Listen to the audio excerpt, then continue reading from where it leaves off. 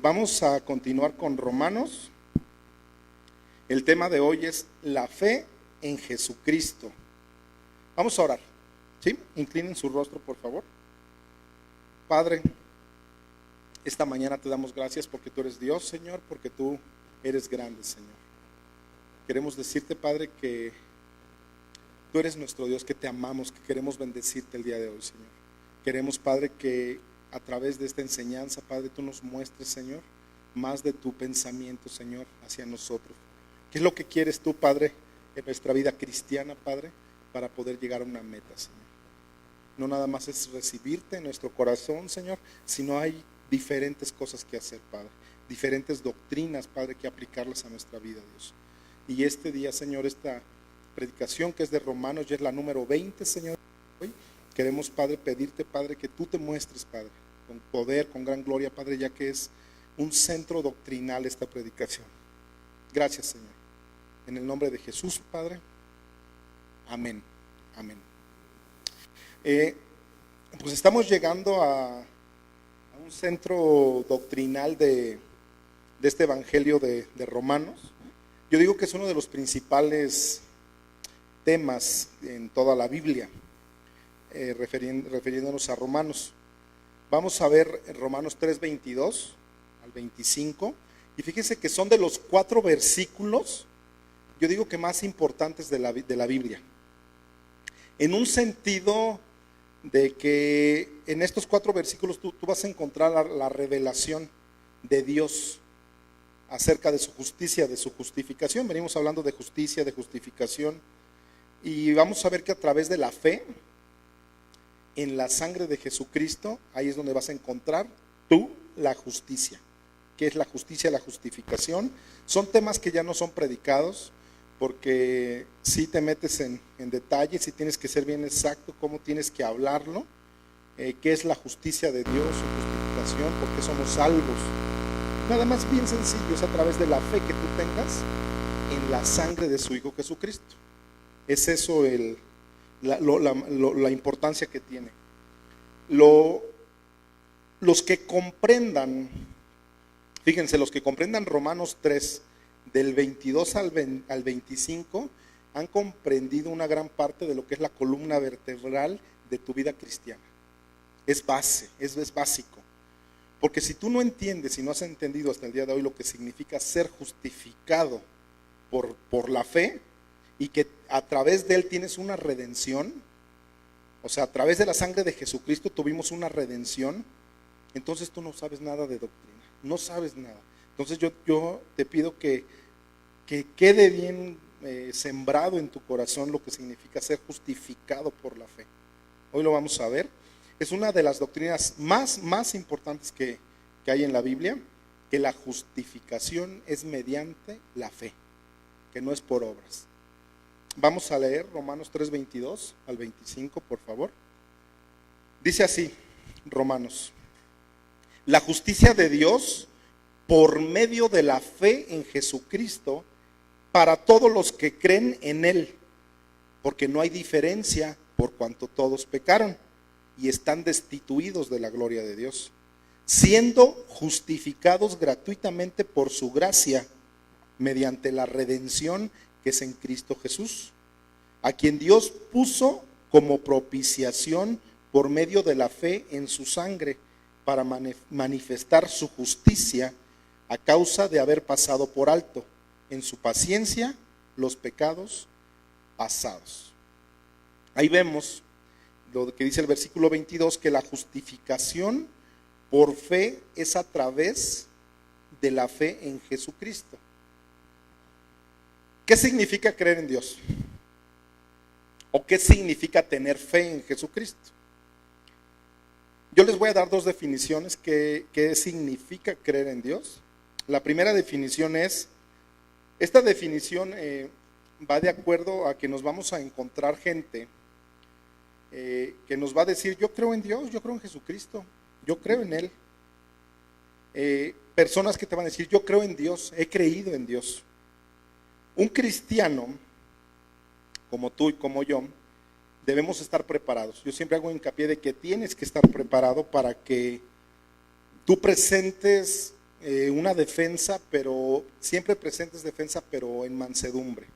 No cuando te quieran atacar, tú también te enojes o explotes contra las personas, sino que tú presentes una defensa en mansedumbre para que tú le expliques a la gente que una cosa es la fe intelectual que tienen aquí en su mente y otra cosa es la fe de tu corazón.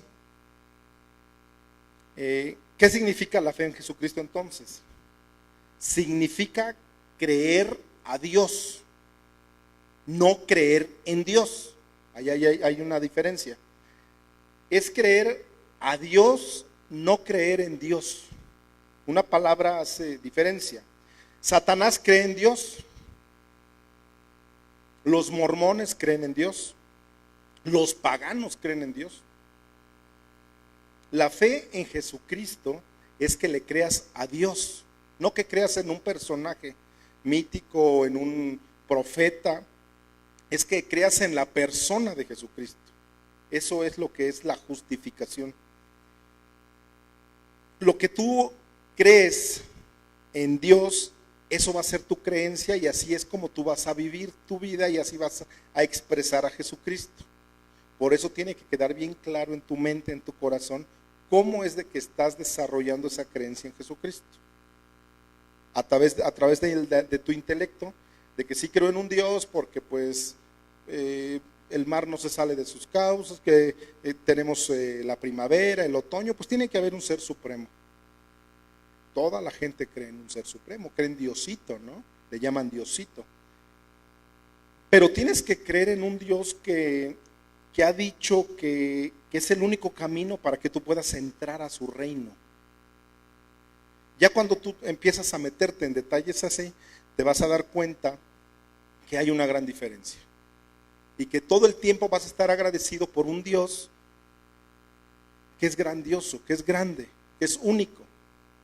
Tú puedes platicar con un católico, con un mormón, y créanme que pongo ejemplos así porque yo he tenido, por mi trabajo, tengo contacto con gente así, y se me hace fácil ponerles el ejemplo.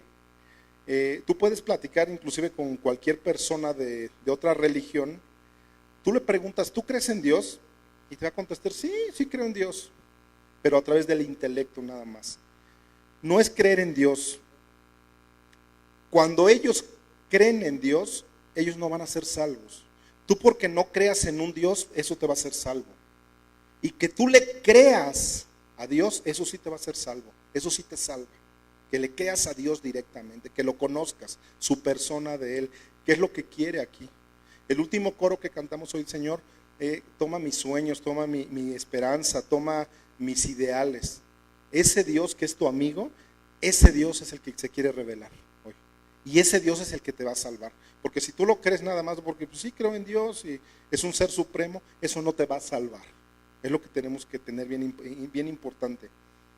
Tenemos que creer y estudiar cómo Dios te va a mostrar a través de su palabra cómo tú tienes que entrar al cielo. Es lo que nos tiene que importar. ¿Cuál es el camino para una salvación eterna? No nada más creer en una persona que vino aquí hace 2000 años y que hizo milagros y que lo mataron al pobrecito Jesús. No, y tú tienes que ir más allá.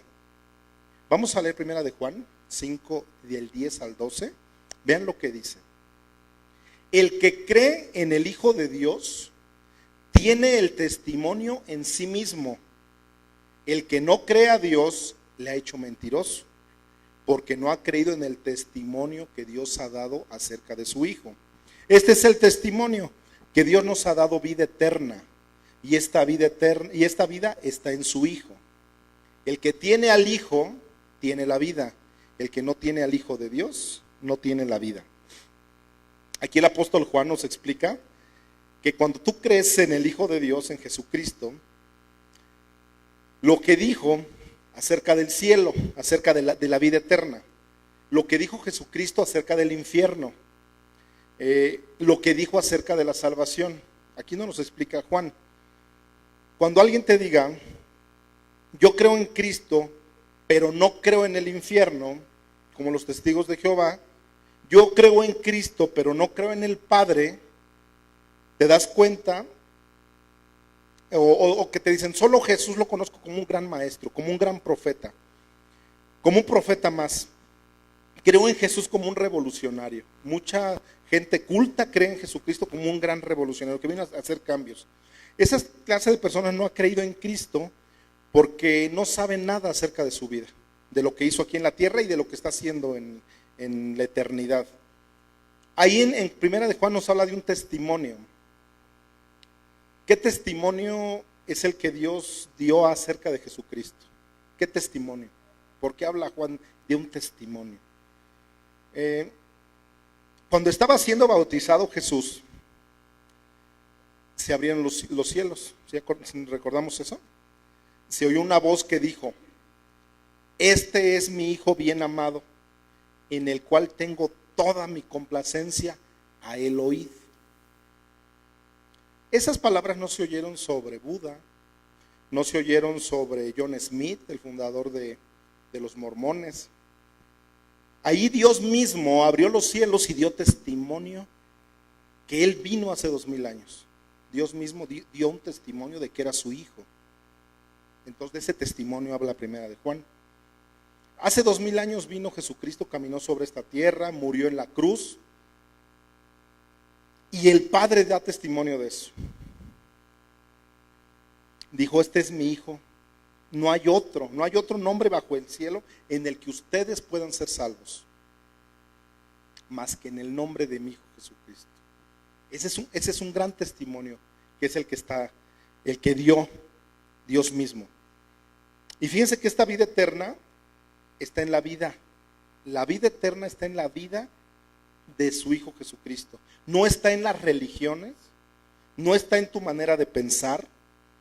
Esta vida está en el Hijo de Dios. Por eso es de que tenemos que predicar de la justificación, para que tú conozcas quién es Jesús y no lo tomes como un personaje más que vino aquí, un gran revolucionario. No, tú tienes que conocerlo a Él plenamente. Si tú tienes a Jesús en tu vida, tienes la vida de Jesucristo, entonces vas a tener la vida eterna.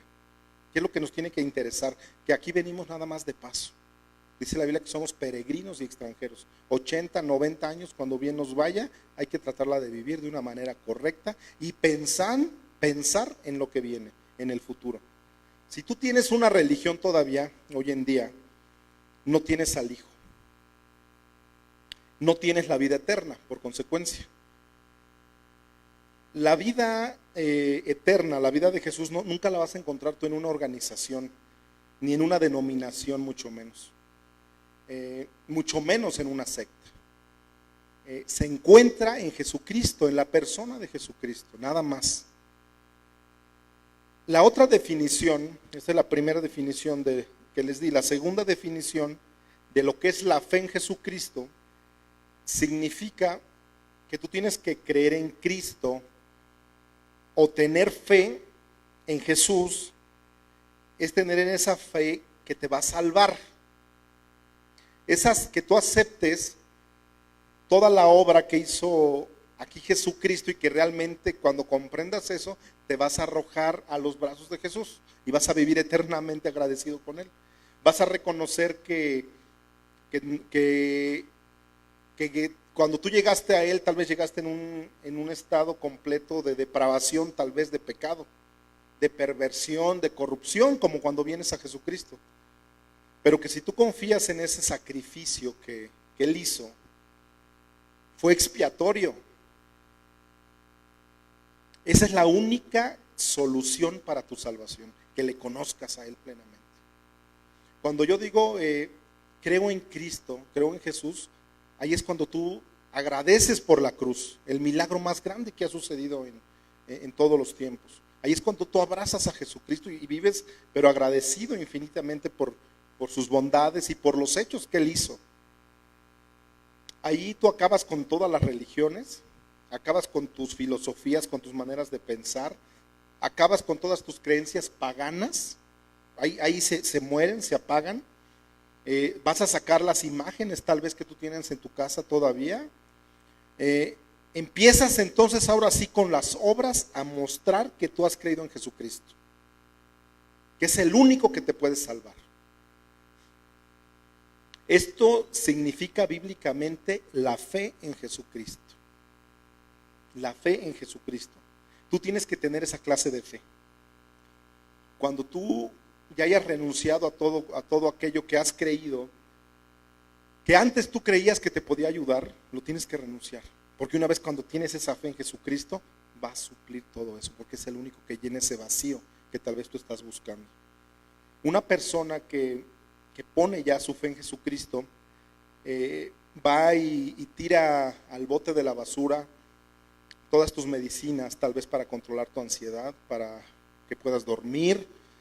Tal vez si tienes tranquilizantes como el Valium, como Ecuanil, Lexatin, Prozac, son falsos paliativos, déjame decirte. Tú le dices a Dios, hasta este momento yo necesitaba un Valium para dormir, pero ahora mi fe en Jesucristo, yo ya no necesito tranquilizantes, ya no, porque he creído que Dios es el suficiente para mí, para mi vida, para mis necesidades psicológicas, para mis necesidades emocionales y para mis necesidades espirituales, principalmente.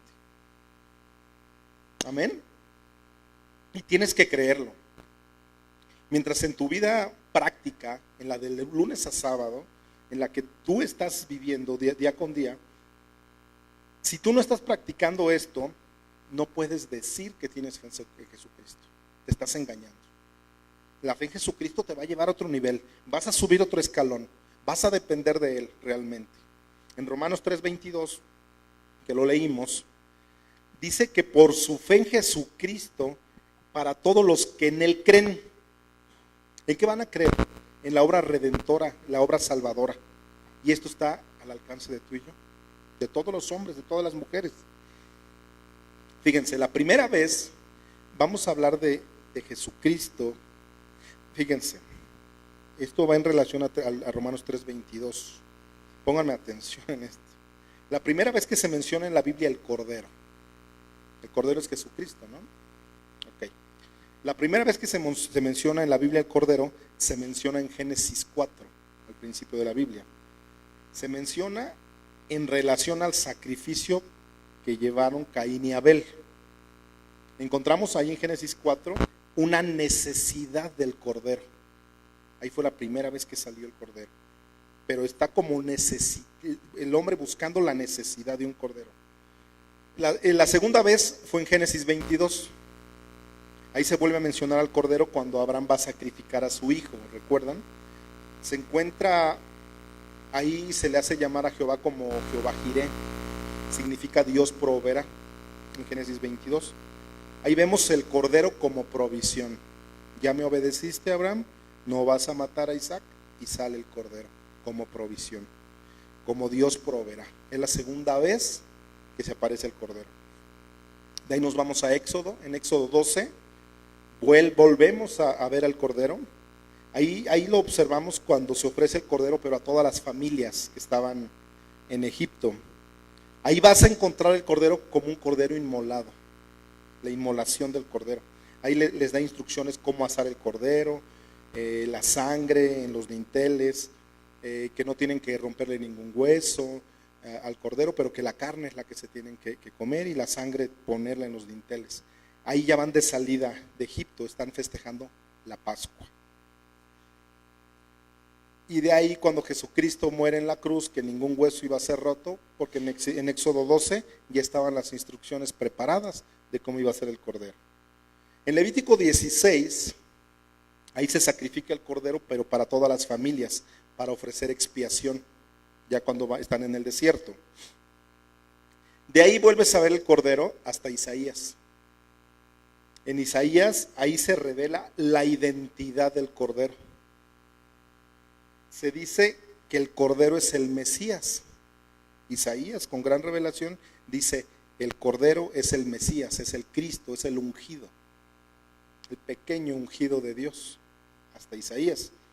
Ya en el Nuevo Testamento, en Juan capítulo 1, ahí se nos revela y se nos dice que he aquí el Cordero de Dios que quita el pecado del mundo.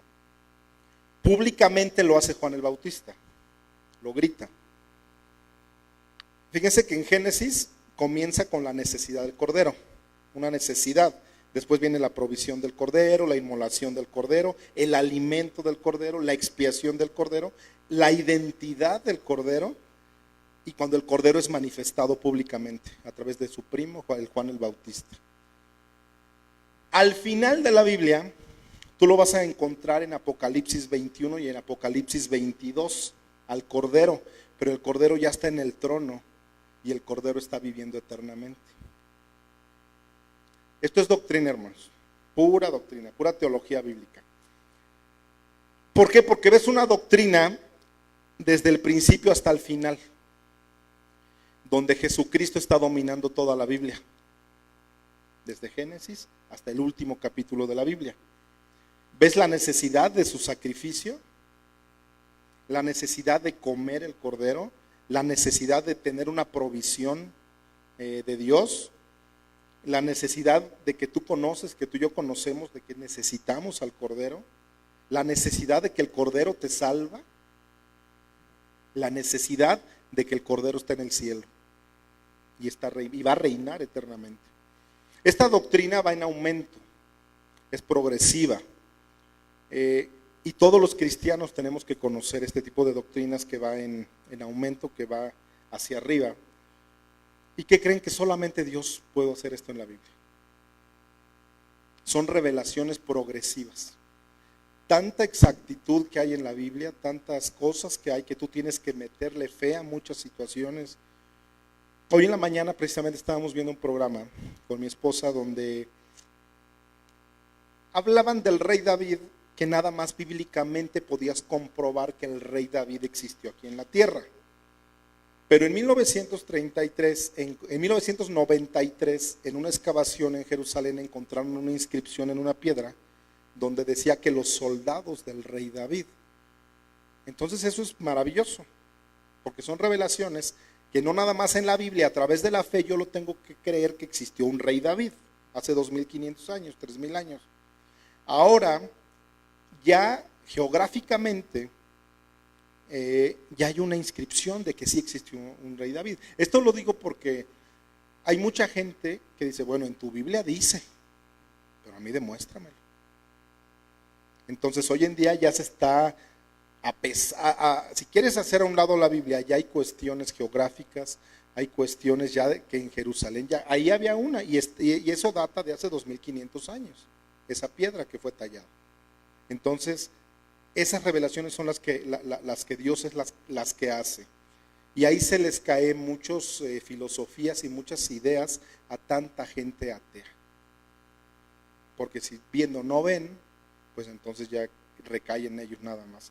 Fíjese que en Romanos 15 dice así, Romanos 15:4, dice así: porque las cosas que se escribieron antes son para nuestra enseñanza, para tu enseñanza se escribieron, a fin de que por paciencia y la consolación de las Escrituras tengamos esperanza. Para eso fue escrito todo eso. La necesidad del Cordero nos habla de la propiciación. ¿Qué significa la propiciación? Es un sacrificio, la propiciación. Era un sacrificio que se ofrecía en el Antiguo Testamento, en la ley antigua. ¿Y saben para qué era? Era para aplacar la justicia divina y tener a Dios propicio a mí. Para eso era. Entonces la provisión del Cordero nos habla de un sustituto. La provisión del Cordero. El Cordero inmolado ya nos habla de la remisión de pecados que tú y yo necesitamos. Ahora, ¿qué significa remisión? Remisión significa condonación de los pecados por parte de Dios. Es la condonación, que Dios te perdona, te quita, no te cobra nada por los pecados que has cometido. El Cordero identificado, que está en Isaías, nos habla de la conciliación entre el Padre. Y cada vez que se menciona el Cordero, se menciona una doctrina, una enseñanza para el futuro. Vea lo que dice Romanos 3:22. Dice, la justicia de Dios por medio de la fe en Jesucristo, para todos los que creen en Él, porque no hay diferencia. O sea, ahí se ofrece al Cordero, se ofrece a Jesucristo mismo, a todo al que cree. Es una invitación universal para todos, para el que cree. Es lo que necesitas hacer, creer. Vean lo que dice Juan 7:37 al 39. Juan 7 dice, vean, en el último y gran día de la fiesta, Jesús se puso de pie y alzó la voz, diciendo, si alguno tiene sed, venga a mí y beba. El que cree en mí, como dice la Escritura, de su interior correrán ríos de agua viva. Esto dijo del Espíritu que habían de recibir los que creyesen en Él, pues aún no había venido el Espíritu Santo, porque Jesús no había sido aún glorificado. Vámonos a Apocalipsis 22:17. La relación que hay, dice, y el Espíritu y la esposa dicen, ven. Y el que oye, diga, ven. Y el que tiene sed, venga. Y el que quiera, tome del agua de la vida gratuitamente. En el versículo 23 de Romanos 3 es bien importante. Vamos a leerlo. Dice, porque no hay diferencia por cuanto todos pecaron y están destituidos de la gloria de Dios. Vámonos a otro versículo bíblico, Romanos 5:12. Dice, por tanto, como el pecado entró en el mundo por un hombre y por el pecado la muerte, así la muerte pasó a todos los hombres, por cuanto todos pecaron. Hermanos, la Biblia es bien clara, que no hay diferencia, que no hay ninguna diferencia entre ricos, pobres, morenos, blancos. Dice que todos hemos nacido con el pecado, todos. Nadie desde chiquito puede decirte, yo soy cristiano. Ahí te estarían mintiendo, te mentirían. Tuvo que haber un momento en la edad de ese niño en que ese niño tuvo que encontrarse con Jesucristo forzosamente. A los 14, 15, 17 años es cuando tuvo un encuentro con Jesucristo realmente. Llega el momento donde tú tienes que comprender y tienes que entender quién es Cristo en tu vida. Mientras tú no suceda ese encuentro en tu vida y que tú no tengas un encuentro con Él, un cambio de vida, tú no te puedes decir cristiano. Tú no te puedes decir cristiano si no hay un cambio de vida en tu vida, si no has tenido ese encuentro. Dice también ahí que por cuanto todos pecaron, están destituidos. Fíjense que la palabra destituidos es una palabra griega, ustereo, la palabra griega para destituidos. Significa ser dejados atrás en una carrera o no poder llegar a la meta. Dice la Biblia que ningún ser humano ha llegado a la meta. Dice, están destituidos, nadie ha llegado a la meta. Los hombres, las personas tratan de llegar a la meta por una religión, tal vez. Nada ni nadie, hermano, hay aquí en esta vida que te pueda llevar a esa meta. Solamente hay un puente para llegar a esa meta, que dice la Biblia, de entre Dios y nosotros. ¿Y saben quién es Jesucristo? Es el único. Eso significa que cuando todos estamos destituidos de la gloria de Dios, no llegaste a esa meta, a la gloria de Dios. Vamos a ver ahorita lo que nos ha destituido de Dios. ¿Qué es lo que nos ha separado? Que se ha roto ese puente. Lo que nos ha apartado. ¿Y saben qué es el pecado? Isaías 59, 1 y 2 dice así, miren. He aquí que no se ha acortado la mano de Jehová para salvar, ni se ha agravado su oído para oír. Pero vuestras iniquidades han hecho división entre vosotros y vuestro Dios, y vuestros pecados han hecho ocultar de vosotros su rostro para no oír. Hay dos palabras aquí que dijo el profeta Isaías, división y ocultar. Ahí están en el 59, 1 y 2. Esta es la consecuencia del pecado, hermano. División y ocultar. Nadie ni ninguno de nosotros nos podemos acercar ante un Dios santo porque entre Dios, que es santo, y el pecador, hay una barrera bien grande. Se llama pecado. Hay una división. Ahí ya. ¿Y qué creen? Que todo el mundo trata de brincar, de saltar esa barrera. Tal vez con tus religiones, con tus obras, quieres brincar eso, con tus sacrificios, con que le metas ciencia a tu vida, con la psicología a la mejor. Yo te quiero decir que nadie puede llegar a Dios porque la barrera es bien grande, es grande y es alta para que con tus propios esfuerzos tú puedas llegar a esa meta. No puedes, no hay una religión, ni la psicología, ni la ciencia que pueda brincar esa barrera.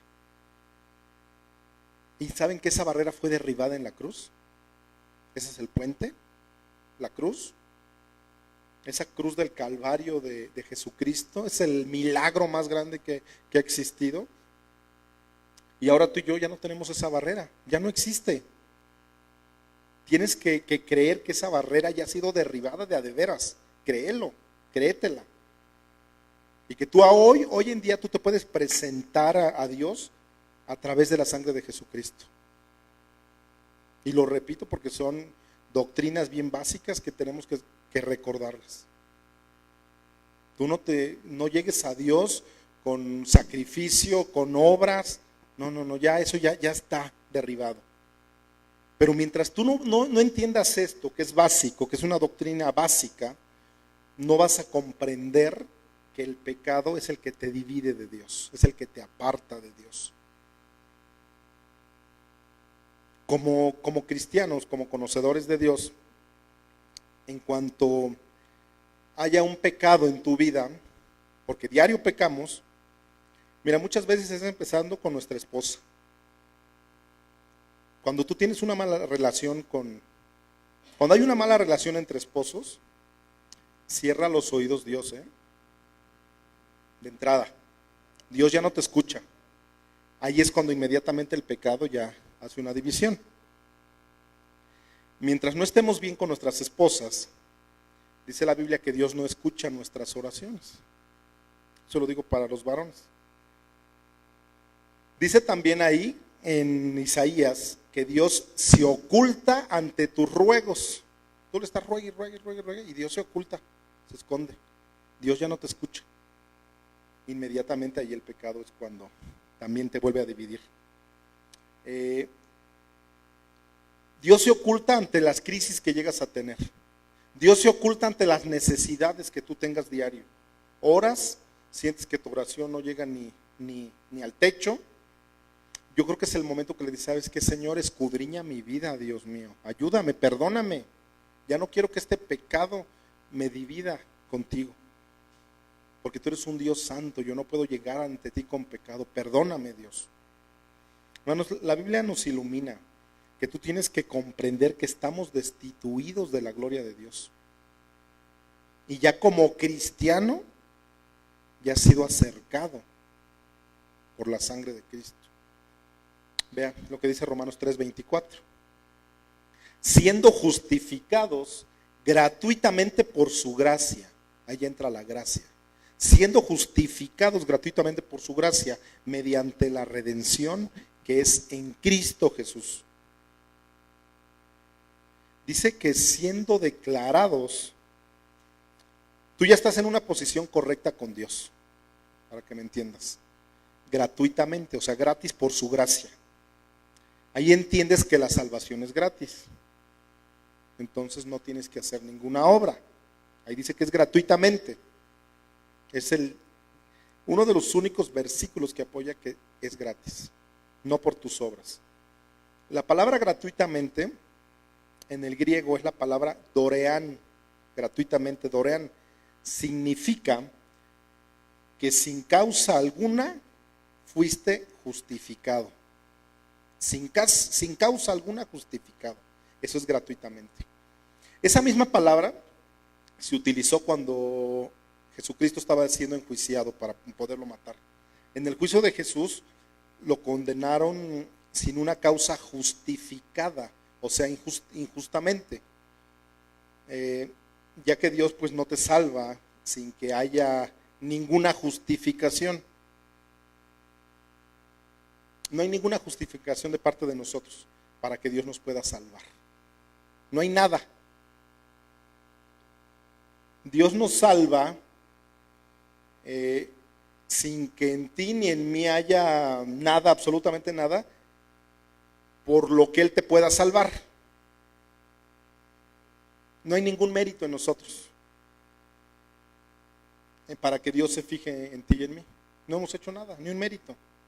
Dice que te lo da gratuitamente, que lo tomes, que lo agarres. Te lo da Dorean, gratuitamente.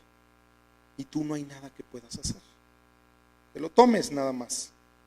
Efesios 2:8, fíjense lo que dice. Porque por gracia sois salvos por medio de la fe, y esto no es por ti, no es de vosotros, porque recuerda, no tienes nada, no tienes ningún mérito, pues es don de Dios, es un regalo. 9, no por obras, para que nadie se gloríe. O sea que no hubo nada en ti, ni en mí, que mereciéramos ser salvos. No hay nada. Al revés, todo lo contrario. ¿Sabes por qué? Porque Dios nos salva por su gracia. Dios te salva por gracia. ¿Y saben qué? Para que nadie se jacte. Es que siendo una mujer como yo, un hombre como yo, soy bien bueno. Dios tenía que fijarse en mí. Siendo un hombre como yo, pues soy bien bueno, le soy fiel a mi esposa. Yo sabía que yo no debo irme al infierno. Por eso Dios tiene que fijarse en mí. Cuando tú piensas de esa manera, estás dentro del infierno, porque va en contra de la Biblia, en contra de lo que dice la Biblia. Tú necesitas entender qué es la gracia, entender qué es la gracia. Es un regalo que no merecemos, es un don de Dios. La gracia entonces no puede merecer obras, porque entonces ya no sería gracia. Romanos 4:4 dice, pero al que obra, ahí está para los que quieren hacer obras, no se le cuenta el salario como gracia, sino como deuda. Para que no hagas más obras, si tú quieres la salvación a través de las obras. Fíjate, pero al que obra, no se le cuenta el salario como gracia, sino como deuda. Entonces, ¿de qué lado queremos estar? Hermanos, la gracia, tú y yo no la podemos merecer. Un ejemplo, en tu trabajo tú exiges un pago. ¿Por qué? Porque hiciste una obra, estuviste trabajando. Porque trabajaste, exiges un pago. Pero si tú no has hecho nada y viene tu patrón y te dice, te regalo 10,000 pesos. Eso es gracia. La gracia yo no la pude merecer, no trabajé para que mi patrón me diera 10,000 pesos. Eso es gracia. Fue un don, fue un regalo. Dios nos da algo en la gracia y no hay nada de nosotros que pueda decir, lo merezco. ¿Sabes por qué? Porque todo lo hizo Jesús ya en la cruz. Todo. Entonces tú no mereces nada. Es gratuito. Sigue diciendo ahí en Romanos 4:5. Mas al que no obra, ahí va. Mas al que no obra, sino cree en aquel que justifica al impío, su fe le es contada por justicia. Bien claro, ¿no? Cuando tú llegas a la cruz de Cristo, tienes que llegar sin obras. Tengo que llegar sin nada. Nada que le pueda ofrecer yo a Dios, nada. No puedes llegar como un hombre que llegó porque dijo, gracias Dios porque pues ya no soy borracho, ya no soy mujeriego, como los demás. Gracias Dios porque tú te has fijado en mí. Siempre yo he sido un buen padre, bien, muy buen, excelente padre. Siempre ayudo al que necesita. Soy bien bueno, soy bien buena gente. Hay otro hombre que dice, Señor, sé propicio de este pecador. No tengo nada que ofrecerte. Jesús, ¿a quién ve con agrado? Según Romanos 4. ¿A quién creen que ve con agrado? Al que reconoció obviamente que no era nadie, que no tenía nada que ofrecerle a Dios. Entiéndanlo, hermanos, compréndanlo. En las últimas dos he sido repetitivo con esto, pero quiero que quede bien claro. Si tú quieres ser salvo, lo tienes que entender. Si quieres ser salvo, entiéndelo. O sea, quítate de tus buenas obras, de lo que has hecho en el pasado. quítalo, despójate. Ahí tenemos un concepto equivocado de bondad. Un concepto bien equivocado de bondad. Tal vez a lo mejor sí fuiste la mejor persona en el pasado, pero hoy en día, si tú no tienes al Hijo de Dios, todas tus obras son como trapo de inmundicia. Para llegar tú a la cruz tienes que llegar despojado. Tienes que llegar como un limosnero, para que me entiendas, sin nada. En tu pobreza espiritual. Y así es como Dios te va a recibir.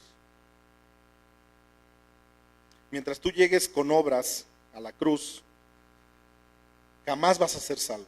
Hay mucha gente millonaria, rica, que en diciembre, pues en vez de pagar impuestos, se los da a casas de niños pobres y piensan que con eso van a comprar su salvación. Es por obras ahí que están buscando su salvación. Mi abuelita, yo recordé aquí escribiendo esto, mi abuela se llamaba Soledad, mi abuelita Chole, ya murió ella hace unos años. A ella le costó mucho comprender esto, mucho. Mi mamá en los últimos 2 años de su vida la tuvo en su casa y la estuvo preparando para que se fuera con el Señor. Y sí, recibió al Señor después de una vida pues tradicional en su vida, pero le costó mucho trabajo porque a mí me preguntaba ella, es que hijo, yo me acuerdo que yo di para la iglesia allá en Tlatlaya para la construcción, eso Dios me lo tiene que contar. Cuando se construyó y se renovó la iglesia, yo di dinero. Y tú ibas al pueblo y veías a mis abuelos y eran de los que les daban de comer a los que iban en peregrinación, hacían unas hoyotas así de comida, iban caminando y les daban de comer. Yo me acuerdo mucho eso cuando yo era niño.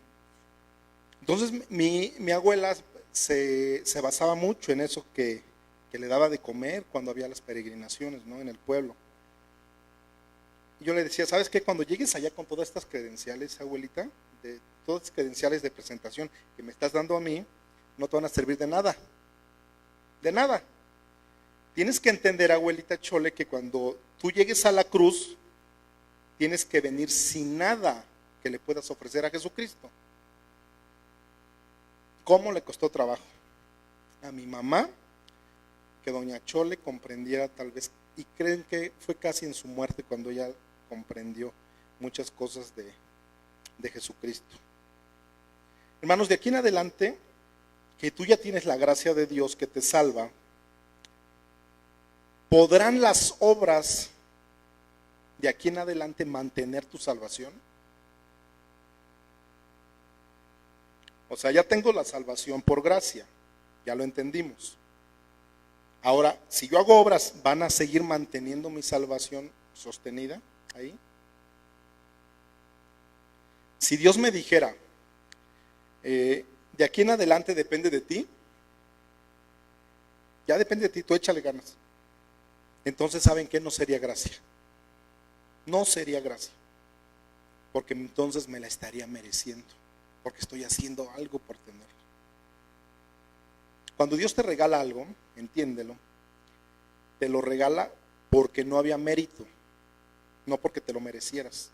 No hay ningún mérito en ti, ninguno. Yo recibo el regalo y de aquí en adelante te dice Dios, fíjense lo que dice Filipenses, lo que te dice Dios, de aquí en adelante que ya tienes ese regalo, fíjense, el 6, Filipenses 1:6, estando persuadido de esto, de que ya soy salvo por la gracia, que el que comenzó en vosotros la buena obra, la perfeccionará hasta el día en Jesucristo. O sea, gracias Dios mío porque ya me salvaste, ya me salvaste, ahora sí me voy de reventado a Las Vegas. Pensando así vas a demostrar que no eres salvo. Cuando pienses de esa manera. Cuando una persona es salva y tú recibes a Jesús, todo lo que hizo en la cruz, ese milagro, una persona que se ha encontrado con Jesucristo, tu vida ya no puede ser la misma. Ya no puedes tener una vida pasada. Cuando tienes ese encuentro con Jesucristo, tiene que haber un cambio forzoso en tu vida. Ya no puedes pensar. Si piensas que tú puedes regresar como... Hay 2 animales que es comparado en la Biblia nada más al pecado, al pecador. El puerco, el marranito, el cuchi. y al perro. Son los dos animales que Jesús utiliza. Si tú piensas que puedes regresar como el puerco a revolcarte nuevamente en el lodo, o como el perro, dice que se come su propio vómito. Eso significa que si te vuelves a comer lo que Dios ya te había sacado, significa que te lo habían sacado a fuerza. Pero tu naturaleza no ha cambiado. Porque si el perro, ese perro que se vomita y se vuelve a comer su vómito, tuviera otra naturaleza, ya no se comería lo vomitado. Se come el vómito porque es su naturaleza. Le sigue diciendo su mente, su cerebro, cómete el vómito. Esto tendría que ser hasta que tú le cambies el corazón al perro, le cambies ese corazón por tal vez un corazón de gato, de león, para que ya no se come el vómito. El perro es el único que se come el vómito de todos los animales. ¿Por qué? Pues así nació. Perro, para comerse al vómito. Fíjense qué feo nos compara, ¿verdad? Con un perro y con un puerco, que se vuelve a enlodar, a revolcar, y que se vuelve a comer el vómito. En Apocalipsis habla que los perros están afuera. Eso nos tiene que sembrar. Cuando tú no entiendes, eres como ellos. Cuando yo no entiendo, soy como ellos. Que tú ya escuchaste lo suficiente, que tienes años de escuchar para que tu vida cambie y no has cambiado. Tú sigues regresando a aquello donde Dios te sacó. Y no me puedes decir, es que pastor, es que tú no comprendes. Pues de donde yo trabajo, en mi trabajo hay muchas muchachas bien guapas y ya andan con unas minifaldas bien cortitas.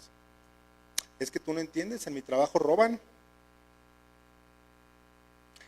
Yo te digo que lo único que necesitas comprender es que necesitas ir a tu trabajo, a tu negocio, pero con la llenura del Espíritu Santo, para que puedas soportar todo esto. Tú puedes ser el jefe de policía y ser honesto. Aquí en México, puedes serlo. ¿Saben por qué? Daniel de la Biblia, estaba en uno de los imperios más degenerados. Estaba en Babilonia. Daniel dijo, yo me propongo no contaminarme jamás, nunca más. Él determinó, Daniel, con todas sus fuerzas, con todas esas fortalezas, que él iba a ser fiel a Jesucristo. Cuando alguien dice, es que las tentaciones están bien fuertes y la carne es débil, y yo les puedo decir que cuando el pecado abunda, sobreabunda la gracia. El pecado te gusta, no lo quieres dejar. Eso es diferente, totalmente. Vean lo que dice 1 Corintios 10:13. Dice, no os ha sobrevenido ninguna tentación que no sea humana, pero fiel es Dios, que no os dejará ser tentados más de lo que puedas resistir, sino que dará también juntamente con la tentación la salida, para que puedas soportarlo. Si tú no quieres escapar de todo esto es porque no quieres ver la puerta. No quieres verlo. Y si no ves la puerta es porque estás ciego. Y si estás ciego es porque el pecado ya te cegó. Los ojos, tu vista. Y en la redención de Jesucristo, todo eso que se logró en la cruz, el apóstol Juan nos los explicó. Bien detallado, mire. Primera de Juan 4:9 y 10. Fíjense. Dice, en esto se mostró el amor de Dios para con nosotros, en que Dios envió a su Hijo unigénito al mundo para que vivamos por Él. En esto consiste el amor, no en que nosotros hayamos amado a Dios, sino en que Él nos amó a nosotros y envió a su Hijo en propiciación por nuestros pecados. Está repitiendo lo de Pablo. La redención, hermanos, lleva 3 fases. Ya les expliqué qué es redención, qué es propiciación. La redención lleva 3 fases. Pero a ver si les quedó claro qué es redención. La redención literalmente significa comprar de nuevo.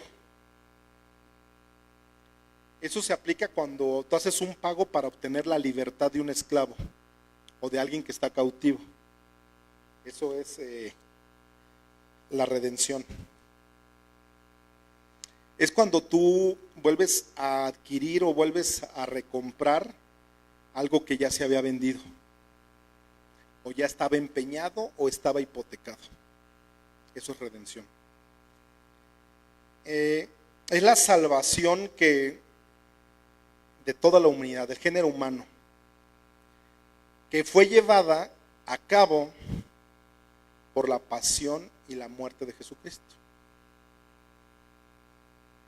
O sea que la salvación o la redención es pasada, presente y va a ser futura. En el pasado se llama justificación. En el presente, hoy, de nuestro presente, es santificación.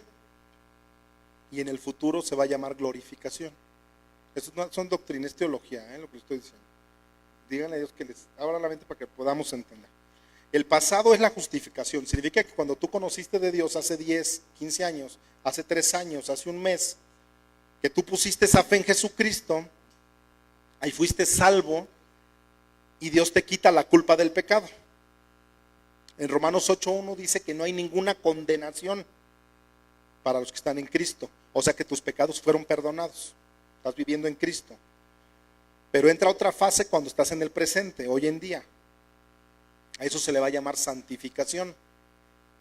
O sea que yo ya siendo salvo del poder del pecado, tengo que santificarme día a día para Él, para poder llegar a esa meta que hablamos al principio. Y en el futuro, tú vas a ser salvado de la presencia del pecado. Entendamos los pasos de la redención, de la salvación. El pasado tuvo lugar en tu espíritu. Aceptaste creer en Él. El presente, el día de hoy, está en tu alma. Y en el futuro va a ser en tu cuerpo. Porque dice la Biblia que vamos a ser transformados. De tu cuerpo vas a cambiar. Va a haber una transformación. Y la salvación envuelve, toda esta salvación, tus 3 partes, lo que somos seres tripartitas. Nuestro espíritu, nuestro alma y nuestro cuerpo. En 2 de Corintios 5:17 dice que el que está en Cristo, nueva criatura es muy conocido, ¿no? 2 de Corintios 5:17, el que está en Cristo, nueva criatura es. ¿A qué se refiere esto? Yo hace 30 años perdí un dedo y yo recibí al Señor y sigo siendo la misma persona, tengo la misma cicatriz. Ahí me dice que es una nueva criatura, ¿no? Entonces, ¿dónde está la nueva criatura? ¿Dónde queda? Ahí se refiere al espíritu. Por eso es en el pasado. Yo nací de nuevo y fui una nueva creación en el pasado. Ahorita, en tu presente, estás siendo salvo de tu antigua manera de pensar y de cómo vivías. A eso se le llama la santificación. Porque te tienes que seguir santificando día a día en el alma, que es lo que es eterno. ¿Por qué? Porque estás en proceso. Mi alma está en proceso. Quiero seguir siendo limpio para el Señor. En Romanos 12:2 dice: renueva tu entendimiento y que no te conformes a este siglo. Porque si sigues siendo salvo para tu manera de pensar, tienes que renovar para que sigas alimentando tu alma en este presente. Cuando Jesucristo venga en el arrebatamiento, mi cuerpo, mira, mientras no venga Cristo, ahorita hablamos cuando venga, pero mientras no venga, dice Romanos 8, que gemimos dentro de nuestros cuerpos. 2 de Corintios 4 dice: porque este hombre exterior, el cual decae, dice Pablo, mi cuerpo decae. O se enferma, se envejece, se acaba, se deteriora día a día. Pero dice, el interior se va renovando nuevamente día a día. Así, esto es para los que te digan, es que tú ya no te puedes enfermar porque eres cristiano, ¿no? ¿Le crees a Dios? Él se llevó todas las enfermedades en la cruz. Le vas a contestar que ya te sabes estas 3 etapas de la salvación que te estoy enseñando. Si tú crees que en la cruz de Jesucristo, que en esa cruz se llevó a cabo la glorificación que va a ser futura, y si se llevó en el pasado tu glorificación, entonces tendrías razón. No debo de estar enfermo, entonces por lo cual no debo de morir. ¿Qué es la muerte? Es cuando se te deterioran tus órganos, se deterioran tus células, científicamente hablando, tu hígado se acaba, tus ojos cada vez ya no ves, tus reacciones son más lentas, ya te vas cansando de todo. Pablo decía a los de Galacia, a los Gálatas, mirad con cuán letras grandes les escribo. Pablo tenía el don de sanidad, hermanos. Pablo, por si no sabían. ¿Qué decía Pablo? Me rehúso a usar lentes, me rehúso a tomar medicina, porque estoy enfermo, porque ya he sido sanado en el nombre de Jesús. Entonces, si Pablo hubiese opinado de esa manera, él hubiera dicho, voy a vivir eternamente. Pero estamos en un cuerpo que se va acabando día a día. La Biblia no lo enseña de esa manera, hermanos, no lo enseña. Si te enseñaron de esa manera, tal vez te engañaron. Discúlpame si te engañaron de esa manera. El que lo crea de esa manera no conoce la doctrina de la gracia al 100%, no la conoce. De la redención, de la justificación, de tu santificación y de tu glorificación que vas a tener. Este cuerpo se acaba. Cuando tú estudias la Biblia entiendes que se te hace claro el panorama, lo visualizas. Entiendes por qué Pablo dice, mi cuerpo decae, mi cuerpo se deteriora, se me está cayendo el cabello, las rodillas ya no me responden, ya no me responde mi cuerpo. ¿Saben por qué? Porque el cuerpo no ha sido redimido, ni fue redimido. Va a ser redimido tu cuerpo hasta el futuro. Vamos a tener un cambio de cuerpo cuando sea el día de la resurrección. La Biblia es bien clara.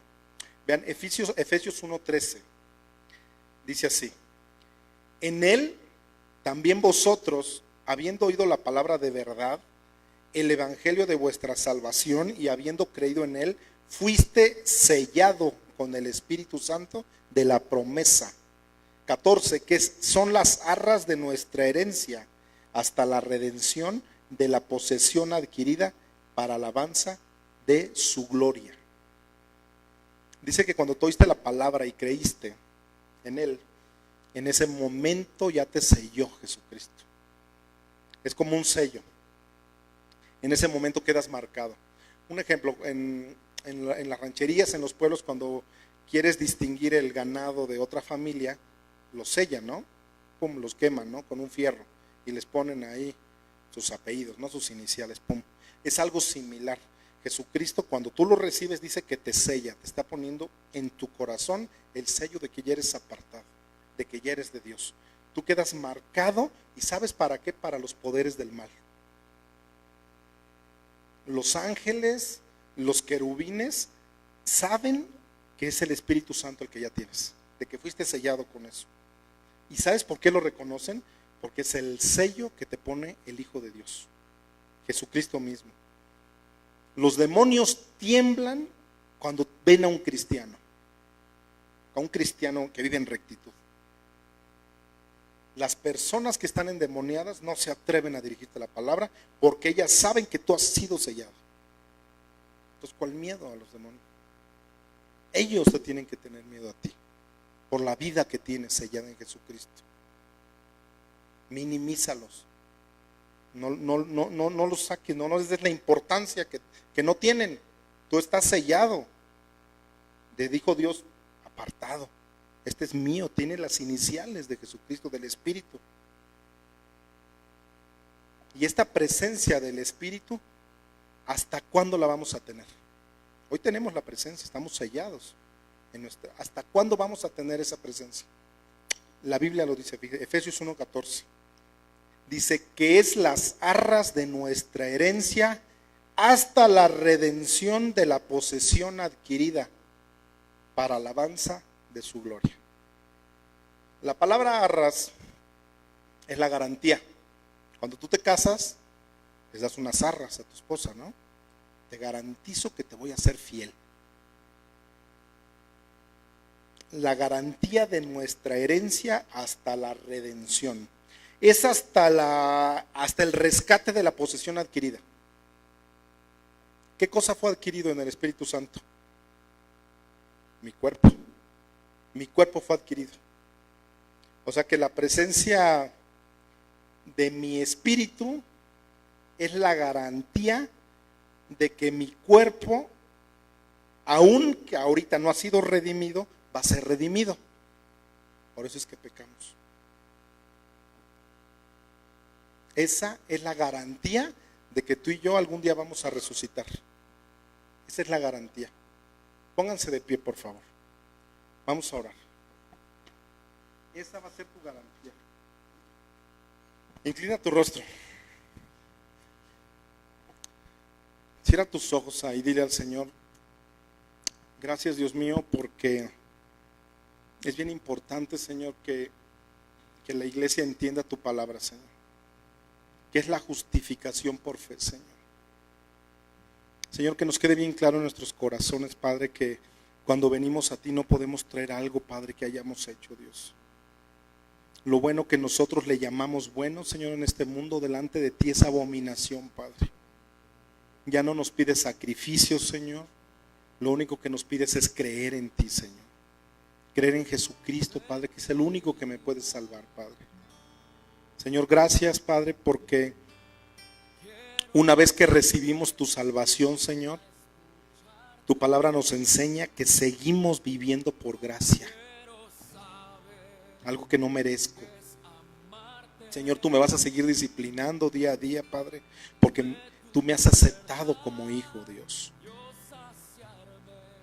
A las personas que se dicen cristianos y que viven en pecado y que no son disciplinados por ti, Señor, no son cristianos, son bastardos, porque tú no los has recibido en tu reino, Señor, no son tus hijos. Señor, aprendimos que hemos sido salvos en el pasado, Padre, fuimos salvos en un pasado y que tú ya pagaste por nosotros, Dios. ¿Cómo pedimos, Padre, que nos bendigas si tratamos mal a nuestras esposas, Señor? Son compañeras de nosotros, coherederas, Padre, de la vida. Dice Pedro que tenemos que tratarlas como vaso más frágil.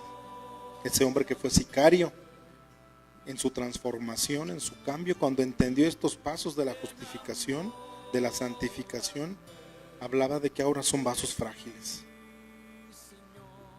Señor, gracias por mi cuerpo, Señor, por este cuerpo, Señor, que cada día se degenera, de que se enferma, de que decae, dice Pablo. La carne no fue regenerada.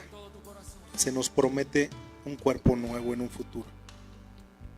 Porque esta carne, Señor, esta sangre no pueden heredar el reino de Dios. Tenemos que morir en este cuerpo y se nos va a entregar un nuevo cuerpo. Y en ese momento que se nos entregue ese nuevo cuerpo ya no necesitaremos al Espíritu Santo, porque vamos a ser como tú eres, Señor. Gracias, Padre, por estas doctrinas, Señor. Yo te ruego, Padre, que las visualicemos, Señor, en nuestra mente, Señor, en nuestro corazón, Padre. Gracias, Señor. Eres grande, Señor. Gracias por tus enseñanzas, Señor. Cambia nuestra vida. Aléjanos, Padre, danos esa fortaleza, Padre, de alejarnos de nuestros pecados, Señor. Yo sé que en un futuro nos vas a transformar y nos vas a cambiar, Señor, pero en este momento, Señor, tú nos exiges, Señor, esa santificación. esa glorificación en un futuro la vamos a tener, Señor. Suben, por favor, esa canción, Señor. Gracias.